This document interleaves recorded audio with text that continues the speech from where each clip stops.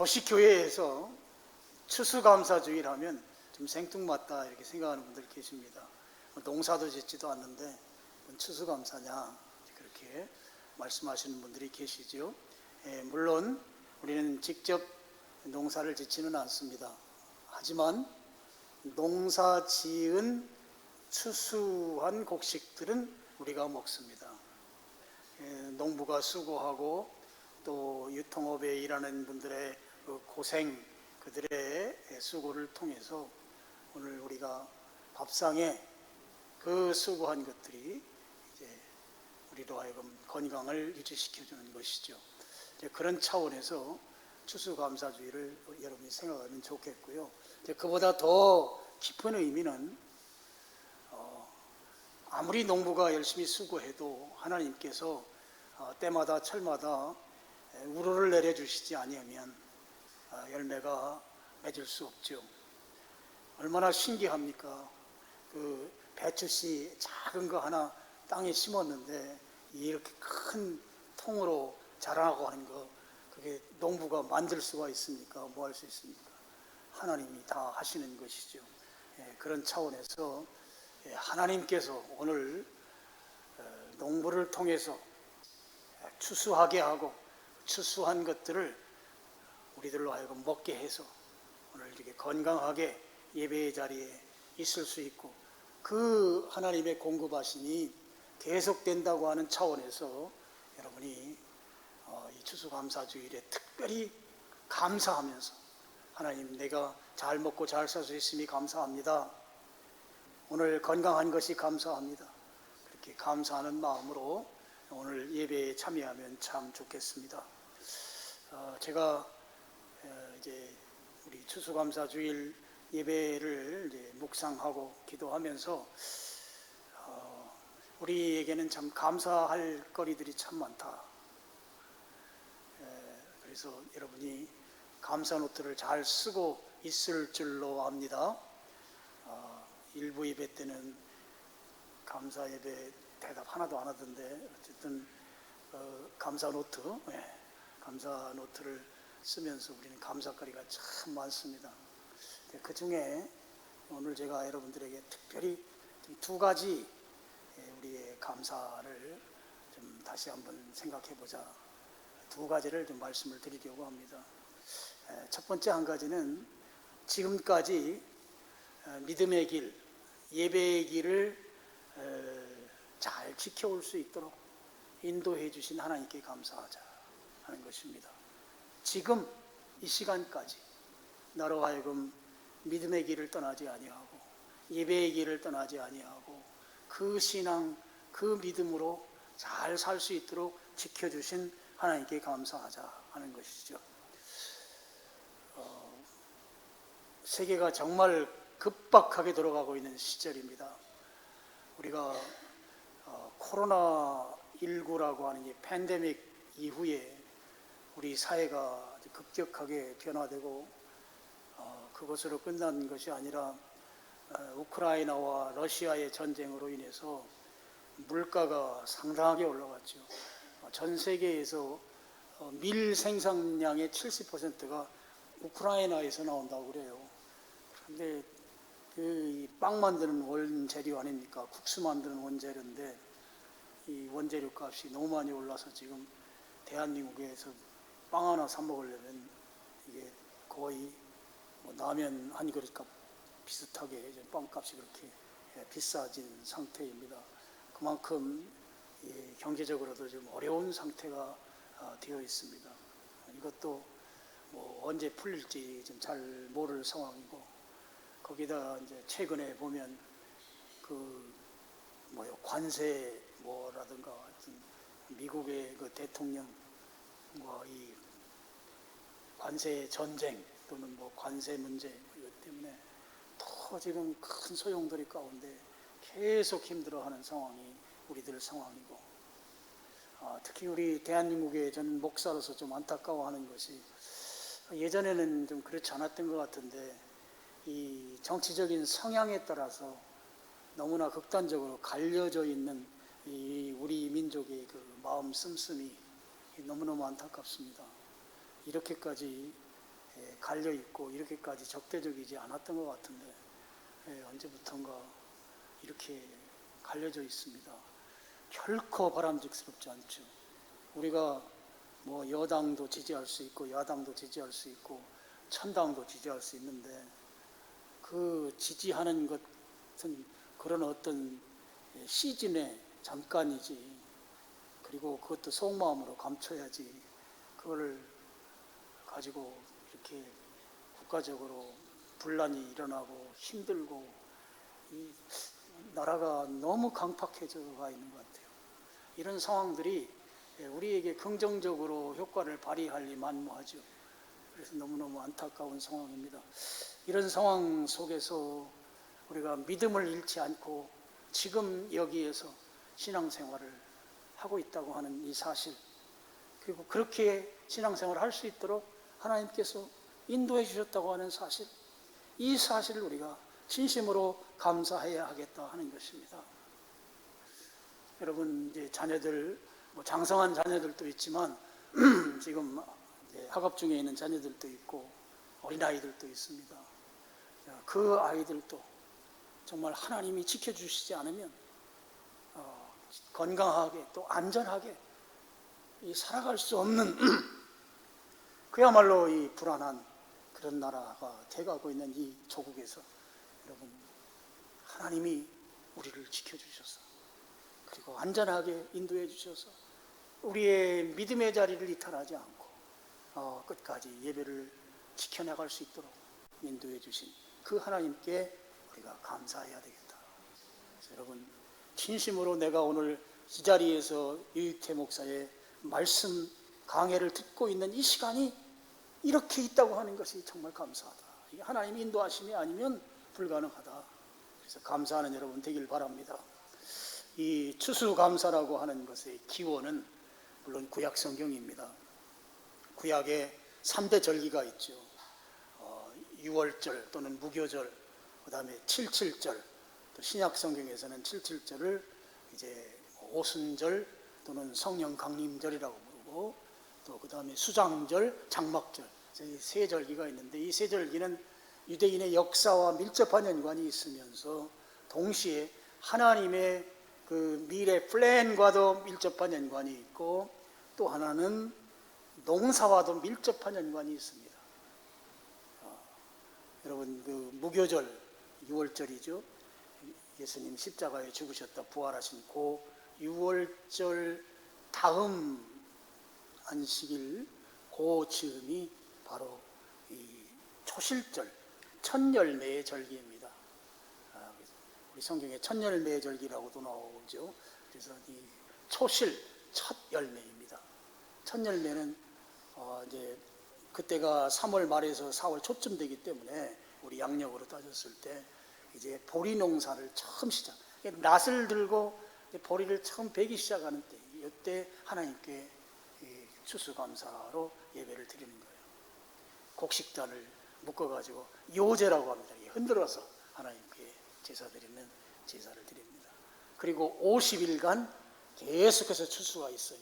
이게 오순절, 바로 칠칠절입니다. 그래서 칠칠절 이 오순절이 끝나면 초실절에 낫을 들었다가 오순절에 낫을 내려놓는 거예요. 곡식공사가, 곡식농사 추수가 50일 동안 다 진행되죠. 그리고 이제 10월 달쯤에 있는 수장절, 우리 추석보다 한 2주 정도 후쯤에 있습니다. 또는 장막절이라고 부르는 이 절기는 과일 농사하는 것입니다. 이스라엘에서는 대추야자하고 포도 같은 것이 많죠. 그래서 그 과일들을 이제 따서 익혀서 포도주도 만들고, 또 대추야자는 절이기도 하고, 대추야자는 성지순례 가서 여러분 많이 드셨잖아요. 그런 것처럼 그때는 이제 나무에 달린 열매들을 추수하는, 다 추수와 연관된 절기들이죠. 그 절기들을 지내고 바로 하나님께 감사하는 제사를 드렸던 것입니다. 이게 이제 구약에서 내려오는 이 추수감사의 유래이죠. 그런데 오늘 우리가 오늘 이제 추수감사주일 지내잖아요. 이 추수감사주일은 이제 교회 역사 가운데 지금부터 한 400~500년 전으로 거슬러 올라가서 영국에서 시작됐습니다. 지금부터 한 500년 전, 500년이 채 안 되는 것 같더라고요. 500년 전쯤에 영국이 섬나라잖아요. 헨리 8세라고 하는 사람이 왕이었습니다. 왕으로서 통치를 하는데 이 왕이 아주 문란한 결혼 생활, 강대상에서는 여기까지만 얘기할 거예요. 문란한 결혼 생활을 하던 사람이에요. 그런데 당시 이 로마 교황청은 전 세계가 자기의 교구이기 때문에 전 세계 모든 나라를 다 통치하던 때예요. 그러니까 영국의 왕이 성경이 가르친 거 위배되게 생활을 하니까 로마 교황청에서 계속 그렇게 살 건가, 정신 똑바로 차리고 바로 살아라, 안 그러면 출교시키겠다. 그러면서 로마 교황청과 헨리 8세가 갈등이 생겼습니다. 헨리 8세가 섬나라니까 그러면 우리 로마 교황청 간섭 안 받겠다. 그러면서 분리 독립을 하죠. 분리 독립해서 생긴 교단 이름이 영국 국교회입니다. 나라국자 국교회. 요즘 그 말을 요즘에 우리가 쓰는 단어를 성공회라고 불러요. 성공회의 기원이 지금부터 한 500년 전에 시작됐어요. 그렇게 해서 시작이 됐습니다. 여러분, 정치 권력자가 교회의 최고 지도자 노릇도 같이 하게 된 거예요. 헨리 8세와 그 이후의 왕들이 말이죠. 여러분, 세상 정치와 이 교회가 혼합이 되면 교회는 인간 중심의 단체가 됩니다. 그래서 계급이 생겨요. 계급. 캐톨릭 같은 경우도 이 하이어라키라고 해서 계급주의잖아요. 이 계급은 교회 안에 형성이 될 수 없는 거예요. 그래서 저는 우리 평신도라는 말도 우리 교회의 적절한 용어가 아니라고 저는 생각하는 사람이거든요. 계급이 우리에게는 없습니다. 이 계급이 생기고, 근데 성경을 따라서 바르게 신앙생활을 하려고 하는 사람들은 이 인간 중심의 이 정치와 그 교회가 결합된 조직과 이게 충돌할 수밖에 없죠. 충돌하면 어디가 이겨요? 권력 가진 사람들이 이기잖아요. 그러니까 신앙생활 바로 하려고 하는 사람들이 계속해서 심한 박해 속에서, 고난 속에서 신앙생활을 할 수밖에 없었던 것입니다. 그 박해를 받던 사람들 중에 퓨리탄이라고 부르는, 우리말로는 청교도라고 부릅니다. 퓨리탄, 또 필그림스 파더스라고 해서 순례자의 아버지들이라는 사람들이 있어요. 이분들이 신앙생활을 아주 신실하게 잘했어요. 하나님의 말씀대로 순종하고 성경을 따라서 살고 그렇게 신실하게 살았던 그 사람들이었습니다. 그런데 이 국교도 영국 성공회 사람들이 워낙 박해를 심하게 하니까 이렇게 박해를 받으면서 이 땅에서 우리가 계속 살아야 되겠는가? 차라리 박해를 받으면서 이 땅에 사는 것보다 이 땅을 떠나서 자유롭게 하나님을 예배하고 자유롭게 하나님을 신앙할 수 있는 그런 땅으로 가서 거기 가서 살면 좋겠다. 그렇게 서로들 이 사람 저 사람 이야기하다 보니까 자기들 그 공동체가 다 거기 동의한 거야. 그래, 우리는 신앙이 중요하지. 이렇게 박해받으면 어떻게 사나? 그래서 이 사람들이 그 땅을 떠나기로 결심했어요. 그래가지고 네덜란드에 가가지고 네덜란드에서 배를 한 척 구했습니다. 그리고 그 배를 타고 그 배 안에서 리더격인 형제가 말했습니다. 자, 요즘은 뭐 엔진이 있어가지고 배가 이 앞에서 그 선장이 운전하는 대로 배가 가잖아요. 이제는 이제 풍선이라고 하죠. 돛단배, 바람 따라서 가기 때문에 돛단배로 가는데 이 배가 이 영국을 떠나서 이제 도착하는 그곳이 바로 하나님께서 우리에게 주신 땅이다.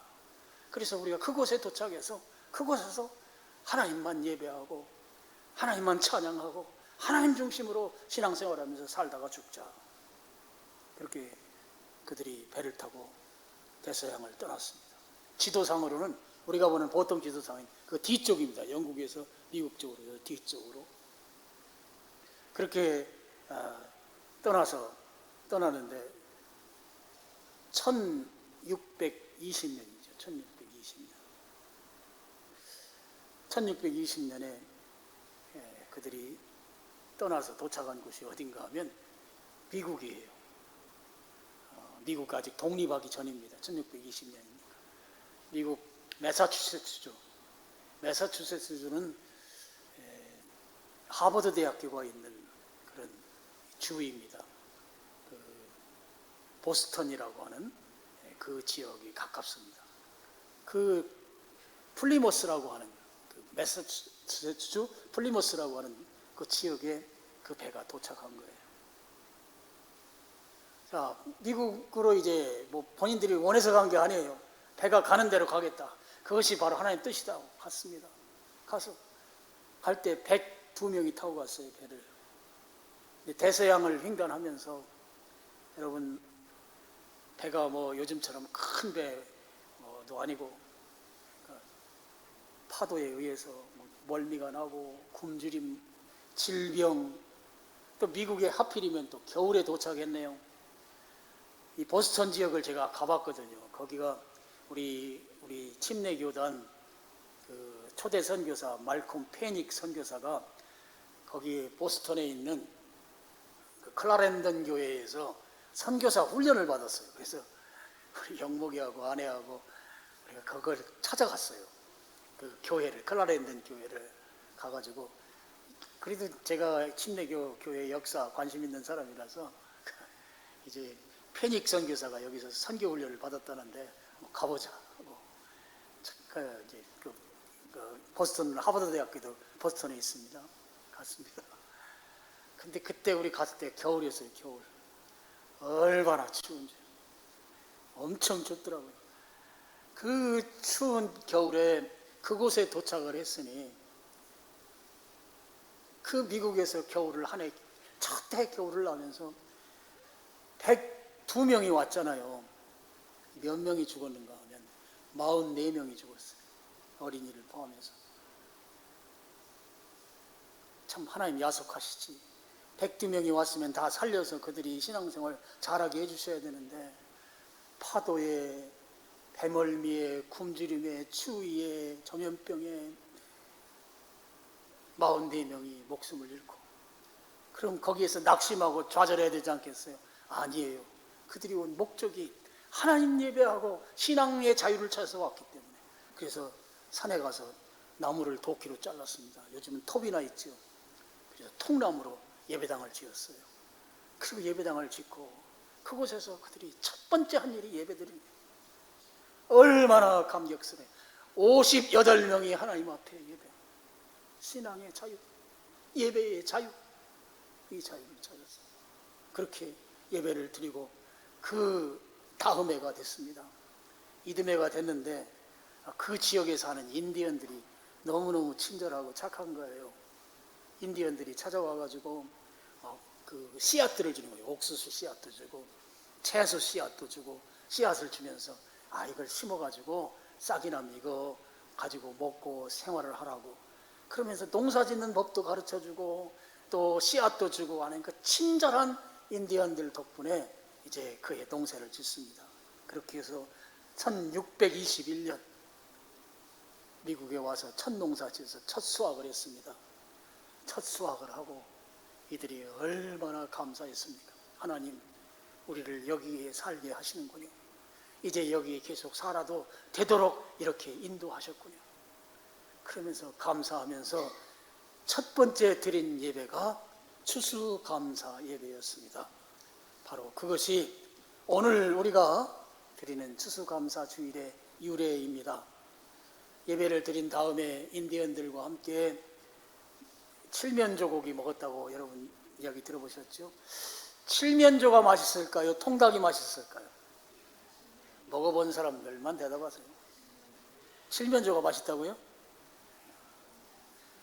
칠면조를 보고 이야기하세요. 그 흔한 그 동네에 흔하게 야생으로 있는 그런 칠면조 이런 것들하고 또 미국 사람은 파이를 잘 만들잖아요. 파이 만들어서 같이 인디언들하고 하나님께 감사하면서 하루를 즐겁게 보냈다고 합니다. 이 추수감사절은 그 이후에 전 미국으로 퍼져나갑니다. 하나님께 예배하고 추수 농사지은 거 감사하는 일인데 그것이 그 지역으로만 끝나는 게 아니고 점점 더 확산돼 나갔습니다. 그러고서 이제 미국이 독립하지요. 독립하고 초대 대통령이 조지 워싱턴인데 이 조지 워싱턴이 그날을 국가기념일로 정해요. 이 추수감사절을. 땡스기빙 데이죠. 그리고 쭉 지나가다가 미국 16대 대통령, 우리가 가장 잘 아는 에이브러함 링컨이 이 날짜가 각 주마다 다 다른데 다른 것을 다 통합시켜서 11월 넷째 주 목요일 날로 통일시킵니다. 이게 링컨이 한 일입니다. 그래서 11월 넷째 주 목요일은 땡스기빙 데이, 추수감사절입니다. 땡스기빙 데이 다음 날이 너무너무 중요해요. 미국 사람들은, 현재 미국 사람들은. 땡스기빙 데이가 목요일이죠. 그 다음에 목요일 다음이 금요일이잖아요. 금요일이 프라이데이예요. 프라이데이를 그 땡스기빙 데이, 그러니까 추수감사주일 목요일 날 다음 날 금요일을 블랙 프라이데이라고 불러요. 우리나라에도 블랙 프라이데이 있더라고. 이 블랙 프라이데이는 뭔가 하면 그냥 완전히 헐값에 물건을 파는 날이에요. 뭐 값에 막 판다고 하잖아요. 그 값에 막 파는 날. 그래서 제가 통계를 보니까 그날 소매 매출이 미국 1년 매출의 70%가 이 블랙 프라이데이에 이르는데, 그러니 이 땡스기빙 데이가 미국의 사람들에게는 얼마나 놀라운 축제겠어요. 그 대형 마트들마다 막 다 거의 공짜로 가져가게 하다시피, 공짜로 주다시피 이 블랙 프라이데이. 왜 블랙인가 궁금하잖아요. 블랙하면 좀 시커멓고 좀 안 좋잖아. 근데 보니까 그 옛날에 그 장부 정리할 때 적자 나면 빨간색으로 레드 펜으로 쓰고, 흑자가 나면 블랙 펜으로 써가지고 이 흑자 나는 날이에요. 그래가지고 흑자 나는 날이어서 블랙이라는 용어를 쓴대요. 여기에서 의미가 긍정적인 의미입니다. 아마 제가 뭐 자세히는 보진 않았지만 오늘이 추수감사주일이죠. 아마 이번 주나 다음 주쯤이나 우리나라의 큰 마트들도 아마 이 블랙 프라이데이가 할 것 같아요. 하면 가서 장만하세요. 뭘 장만하든지 장만하시기 바랍니다. 미국은 그렇게 굉장히 싸게 팔아요. 굉장히 싸게 팔아요. 미국에서 현재 가장 그 큰 명절은 이 땡스기빙 데이입니다. 추수감사주일입니다. 자, 우리나라는 이 11월 셋째 주일날이 추수감사주일이에요. 물론 우리나라 교회들 가운데는 야, 이거 미국서 넘어온 건데 뭐 그냥 추석 때 하자고, 추석이 우리나라의 전통적인 감사하는 때니까 그래서 추석 때 하는 교회들도 더러 있습니다만, 저는 좀 생각이 좀 달라요. 서양 선교사님들의 영향을 받아서 우리나라도 전통적으로 우리는 이제 평일날 하지 않고 주일날 하는데, 셋째 주일날 합니다. 추수감사일 지키는데 왜 이 11월 달이 중요하냐 하면, 추석 때는 아직 벼추수도 안 한 경우도 꽤 있을 때가 있어요. 음력이기 때문에. 과일 농사, 이 과일 추수 안 한 경우도 꽤 있을 때 있습니다. 근데 11월 이때쯤 되면 추수 다 끝나고, 과일도 뭐 요즘이야 뭐 사시사철 뭐 비닐하우스에 의해서 먹고 싶으면 뭐 어느 때든지 다 먹을 수 있는 시대이긴 하지만, 그래도 지금쯤이면 과일 농사도 다 끝나고 김장도 거의 다 끝나고, 저는 이 적절하다고 생각해요. 다 끝나고 하나님께 감사하는 거. 그래서 저는 12월 그 셋째 주일이 이거 미국에서 건너온 거니까 그 코 큰 사람들 그거 따라가지 말자. 이건 너무 국수주의적인 것이고 우리는 좀 포괄적으로 넓게 생각해서 긍정적으로 11월 그 셋째 주일날 추수감사주일. 그렇지만 도시에 사는 우리는 추수보다는 감사한 부분에 더 중점을 둬야 되겠다 하는 것입니다. 자, 여러분, 제가 추수감사주일에 대해 좀 길게 설명을 했는데요. 이 추수감사주일의 유래에서 보듯이 우리가 신앙과 예배를 지키기 위해서 간절하게 소원하고 그렇게 우리가 활동하면 하나님께서는 우리의 신앙과 예배를 지켜주신다고 하는 것입니다. 내가 하나님 신실하게 믿겠습니다. 하나님께 진정으로 예배자로 나아가겠습니다. 그렇게 소원하면서 살아간다고 하면 하나님은 그 소원을 들어주신다는 것입니다. 지켜주신다는 것입니다. 그래서 지금 그 하나님의 지켜주심 때문에 우리가 신앙의 자리에서 이탈하지 않은 거예요. 지금 여기에 있는 것입니다. 믿음의 자리에 있는 것이죠. 이렇게 살게 해주신 하나님, 이렇게 나를 지켜주신 하나님, 그 하나님께 감사하는 여러분 되시기를 축원합니다. 예, 두 번째로 고난 가운데에서도 감사하자 하는 거예요. 두 번째. 오늘 유익태 목사님 갈수록 좋은 얘기 안 하는구나. 예, 고난 가운데서도 감사하자. 우리가 보통 감사를 세 가지로 분류를 하더라고요. 조건부 감사라는 게 있어요. 내가 원하는 조건이 충족됐을 때 하는 감사입니다. 아이들을 생각하면 됩니다. 엄마가 핸드폰을 사주면 엄마한테 굉장히 막 안마대주고 잘해주죠. 감사하죠. 아빠가 용돈을 대주면, 용돈을 올려주면 아빠한테 감사하죠. 어린아이 감사. 뭐 좋은 거 해주면 감사하는 것. 이것은 예수님 믿는 사람이나 예수님 믿지 않는 사람이나 다 하는 감사입니다. 낮은 단계의 감사라고 볼 수 있죠. 그 다음에 두 번째 감사의 종류가 있어요. 이건 결과적 감사라고 하는데요. 내게 좋고 선한 결과가 왔을 때 하는 감사입니다. 그냥 사는데 내가 살고 있는 집 아파트 값이 갑자기 2배로 뛰어 올랐어요. 감사한 일이죠. 질병으로 고생하는데 병원에 가서 아무리 약을 먹어도 낫지도 않는데 어느 날 아주 건강해진 내 모습을 발견해요. 이거 감사한 일이죠. 내가 사업하고 어떤 계약서를 작성하는데 계약할 때마다 계약이 잘 이루어지는 거예요. 그래서 내 사업이 번창해요. 재정적으로 풍요로워져요. 이거 감사한 일이죠. 우리 자녀들이 무슨 일이고 계획하면 그 일들을 잘 풀어내고 또 좋은 인간관계 속에서 앞길이 환하게 열리는 거예요. 이거 감사한 일입니다. 여러분, 이렇게 무엇인가 어떤 결과가 나타났을 때 하는 감사, 이게 결과적 감사입니다. 이 결과적인 감사도요, 대부분 사람들이 예수님 믿든 안 믿든 하는 감사입니다. 그런데 여기에 한 가지 제가 토시를 달아야 돼요.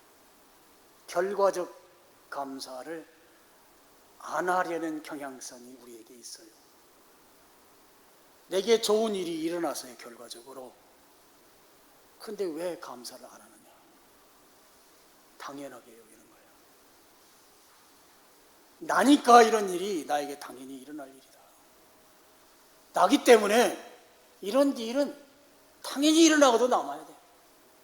그래서 내게 어떤 감사거리가 있음에도 불구하고 그것을 감사하도록 만들어준 어떤 제1, 2, 3의 대상에게 감사하는 것 플러스 하나님께 감사해야 하는데 왜 결과적 감사에 대해서 우리는 그냥 눈 감고 있느냐?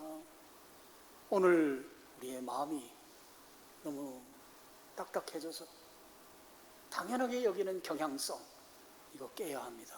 그래서 여러분, 내 삶에서 감사거리를 찾으셔서 그 감사하세요. 감사. 하나님 감사합니다. 입술로 감사하고 찬양으로 감사하고 또 더 감사하고 싶으면 헌금으로 감사하고 감사하는 거예요. 하나님 감사합니다. 당연하게 받아들이면 안 된다는 거죠. 자, 세 번째 감사가 있어요. 그럼에도 불구하고 감사라고 부릅니다. 어떤 조건이나 결과나 상황이나 형편이 이게 속상해요. 실망스러워요. 좋지 않아요. 근데 속상하고 실망스럽고 좋지 않은 것을 감사하는 거예요. 이게 그럼에도 불구하고 하는 감사입니다. 신촌에 가면 세브란스 병원이 있습니다. 세브란스 병원에 재활병원이 있습니다. 재활병원에는 뭐 팔이 잘린 사람, 다리가 잘린 사람, 뭐 이런 사람들이 와서 재활운동을 하죠. 근데 두 부류의 사람들이 있대요. 그 와서 이 재활하면서 한 사람은 팔이 잘렸어요. 내가 무슨 죄가 있길래 팔이 잘렸는가? 그러면서 막 부모를 원망하고 회사 사장을 원망하고 원망하면서 그냥 욕지거리를 하면서 거기를 오는 사람이 있는가 하면, 어떤 사람은 팔이 잘렸는데 그래도 내 다리가 성해서 내가 걸어다닐 수 있어서 감사합니다. 저기 저 사람은 다리가 없어가지고 걷지 못하는데 나는 다리가 있기 때문에 걸어서 용변도 내 마음대로 볼 수 있고 감사합니다.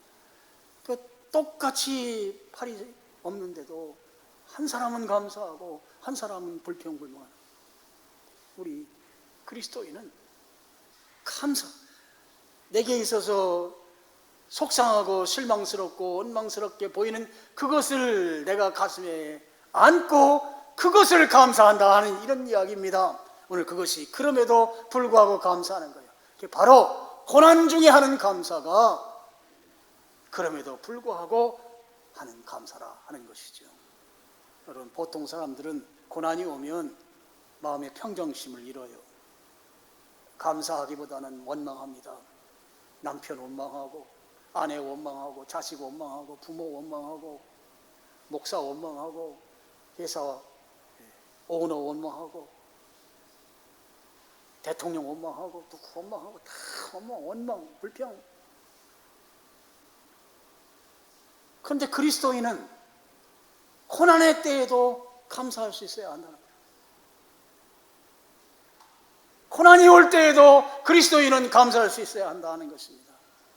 그런데 이게 어떻게 가능할 것인가? 고난 중에 감사하는데 꼭 필요한 게 한 가지가 있어요. 그것이 무엇인가 하면 하나님께 대한 전적인 신뢰, 믿음입니다. 하나님을 전적으로 믿는 것이에요. 하나님을 전적으로 신뢰하는 것입니다. 자, 오늘 우리가 시편 95편을 읽었어요. 하나님을 95편 1절 2절은 막 노래하자, 감사하자, 즐겁게 하자, 즐겁게 주님을 노래하자 막 1, 2절 부르잖아요. 그러면서 왜 그렇게 해야 되는가 하면서 3절부터 이야기가 하나님은 다른 신들보다 크기 때문이다 하는 거예요. 그리고 5절에 가서 보니까 하나님은 온 세상을 창조하신 분이시기 때문에 그렇다는 거예요. 그리고 6절에서는 우리가 굽혀 경배하니 예배하자는 거예요. 그런 하나님께 우리가 예배하지 않고 어떻게 사는가? 예배하자. 그리고 7절은 그는 우리 하나님이시요 우리는 그가 기르시는 하나님의 백성이요 그의 손이 돌보시는 양이다. 우리는 하나님이 기르시는 양이라는 것입니다. 하나님은 선한 목자라는 것이죠. 이 하나님을 신뢰하기를 축원합니다. 이 하나님을 믿으시길 축원합니다. 그럴 때에 고난 중에도 감사할 수 있어요. 하나님은요, 우리를 병들게 하고 고난받게 하고 길 가다가 넘어져서 다치게 하고 그런 하나님이 아니에요. 하나님을 그렇게 악한 하나님을 생각하면 절대 되지 않습니다.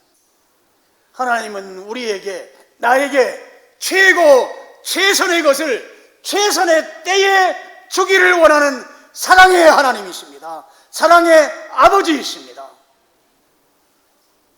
최고 최선의 것을 최선의 때에, 이 최선의 때가 또 중요해요. 하나님의 시계는 정각이 울려요. 하나님의 시각.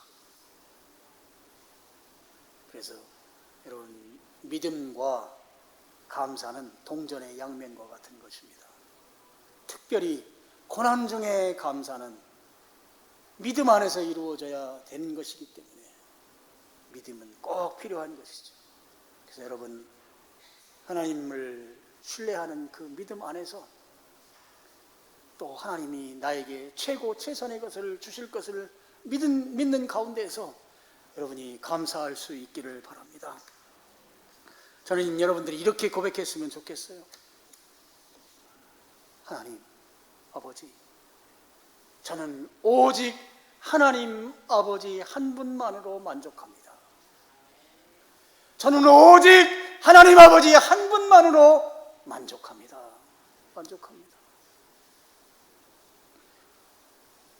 하나님 아버지는 언제나 좋은 것으로 주시는 분이신 것을 제가 믿습니다. 하나님은 저에게 언제나 좋은 것으로 주시는 아버지 하나님이신 것을 제가 믿습니다.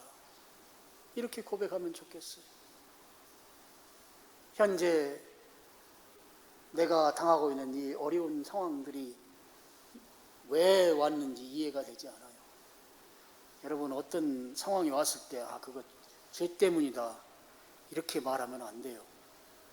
모든 안 좋은 것들이 병 걸렸는데 병이 죄 때문에 병 걸렸다, 그렇게 단순 도식화시키는 것은 그건 아주 성경을 잘못 아는 거예요. 무식한 이단들이나 그런 말을 사람 겁주는 것이죠. 절대 그렇잖아요. 성경에 질병이 원인이 한 가지로 규정되어 있질 않아요. 여러분, 거기에 여러분이 휩쓸리면 안 됩니다. 제가 젊었을 때 20대 초반에 몸이 안 좋아서 시골 집에 가서 좀 쉬고 있는데 우리 시골교회 집사님들하고 목사님이 우리 집에 신방 와서 예배를 드려줬어요. 예배를 드리고 나갔습니다. 다 예배 끝나고 밖에 나가는데 이제 시골집이니까 앞마당이 있고 바깥마당이 있는데 앞마당에서 기도 많이 한다는 집사가 뭐라고 그러는지 알아요? 유익태제 아주 썩을 놈의 죄를 지어가지고 저 병 걸렸다고 그렇게 말을 하면서 가더라고. 예배를 드리지 말든지 하든지 그렇게 잘못된 사고방식, 이것은 우리 교회의 우리 은혜의 논리가 아니에요. 다 인과 이 세상 법칙인 것이죠. 하나로 몰아가지 마세요. 하나로. 물론 죄 때문에 생길 수 있습니다. 그렇지만 그 한 가지에 의해서 질병이 생기는 게 아니라는 것이죠. 그래서 내 이 어려움, 내 고난, 내 상황이 내가 잘 이해가 되지 않지만 그래도 하나님은 나의 아버지이시기 때문에 나는 이해하지 못하지만, 나는 해결할 수 없지만 하나님은 해결해 주실 것이 믿어지니 감사합니다. 하나님을 전적으로 신뢰하고 믿을 때, 그리고 감사할 때 기적이 일어날 줄로 믿습니다. 여러분, 하나님은요, 하나님의 때가 되면 반드시 영적인 열매이든지 현세적인 열매이든지 반드시 결실하게 해주십니다. 어떤 분은 속으로 그럴 거예요. 아닌데요, 나는 태어나서부터 지금까지 죽을 고생만 하고 있는데 무슨 결실이 있습니까? 여러분, 이것도 잘못된 생각이에요. 그렇지 않습니다. 당대가 아니면 자손세대의 결실이 임하는데요, 이 자손세대의 결실이 임하는 것도 내가 하나님 품에 가서 내 눈으로 보지 않은 상태에서 자손세대의 결실이 있는 게 아니고 내가 내 눈으로 보면서 자식이 잘 되는 거예요. 그래서 여러분, 잘 심으셔야 돼요. 심어야 거두는 것입니다. 지금 내가 일생 동안 고생했어. 일생 동안 힘들었어. 나는 결실이 없어. 하나님 안 계신가 보다. 하나님이 뭐하고 나하고는 관계가 없는가 보다. 이렇게 생각하지 마시라고요. 자녀 세대에서 열매 맺는다고요. 열매 맺는데 내가 죽은 다음에 열매 맺는 게 아니라 내가 살아있을 때 자녀가 열매 맺는 것을 보고 내가 열매 맺는 것보다 더 기쁜 기쁨을 누린다는 것이죠. 여러분, 야곱 있잖아요. 야곱, 창세기에 야곱이 요셉을 형제들이, 자기 아들들이 팔아먹고 난 후에 야곱이 이 요셉 때문에 굉장히 근심이 돼서 아주 힘든 세월을 보냈습니다. 그런데 어느 날 요셉이 애굽의 총리 2인자가 돼서 나타났어요. 그 가뭄의 때에 요셉에 의해서 그 집 식구들이 잘 먹고 잘 살고, 창세기 49장 50장에 보면 막 장례식이 한 50일씩 긴 대장례식을 할 정도로 그렇게 어마어마한 그 축복을 이 야곱이 직접 눈으로 본 것입니다. 보게 하시니까 여러분 낙심하지 말길 바라요. 그래서 여러분 살아가면서 어려움이 조금 길게 여겨진다 하더라도 원망하지 마세요. 오히려 감사하세요. 불평하지 마셔요. 오히려 감사하세요. 하나님이 오직 나에게 최고 최선의 것을 주신다고 하는 이 믿음, 그 믿음 붙들고 감사하기 바랍니다. 하나님께 감사하면 기적이 일어납니다. 여호와 하나님께 감사하라. 그러면 기적이 일어난다. 감사하면 기적이 일어난다. 시작. 감사하면. 그래서 저는요, 감사는 복의 고속도로다 그렇게 말해요. 제가 아침 편지란에 워너 살먼이라고 하는 사람 그 글을 써놨는데, 이 사람이 결혼하고 나서 그 임파선인가 뭐 당시엔 뭐 잘 고치기 힘든 상황이었는가 보죠. 시한부 판정을 받았어요. 3개월만 산대. 그러니까 이 아내가 그렇게 말했대. 남편한테 3개월을 살게 해주신 하나님께 감사해라. 지금 당장 안 데려가고. 감사하면서 그 감사한 기간 동안에 그가 뭘 했는가 하면 예수님의 얼굴 그리기를 했어요. 초상화 그리기. 예수님 얼굴. 그래서 여러분, 이 사람이 그린 예수님의 초상화가 전 세계에 가장 많이 퍼져 있어요. 여러분들 보면 금방 알아요. 그래서 제가 구글에서 다운받아 왔어요. 예수님의 초상화. 이 사람이 1968년도에 돌아가셨어요. 얼마 안 됐어. 몇 살까지 살았을까요? 76세까지 살았어요. 자, 76세 이상 손 들어보세요. 76세 이상. 김미정 권사님 왜 손 들어? 예.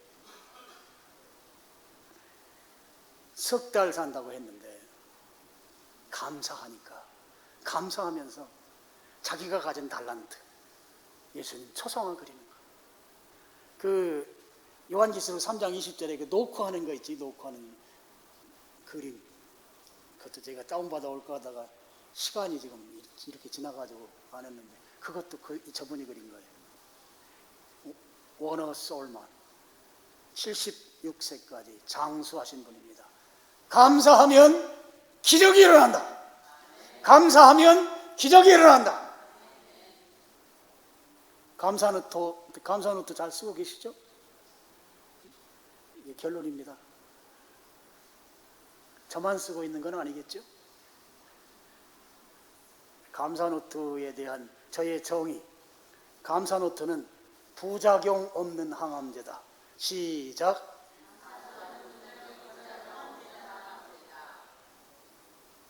그래도 안 쓸래요? 모든 우한 질고의 예방약이 감사노트다. 시작. 모든 우한 질고의 예방약이 감사노트다. 쓰시겠죠? 기도하겠습니다. 아버지 하나님, 추수감사주일 맞이해서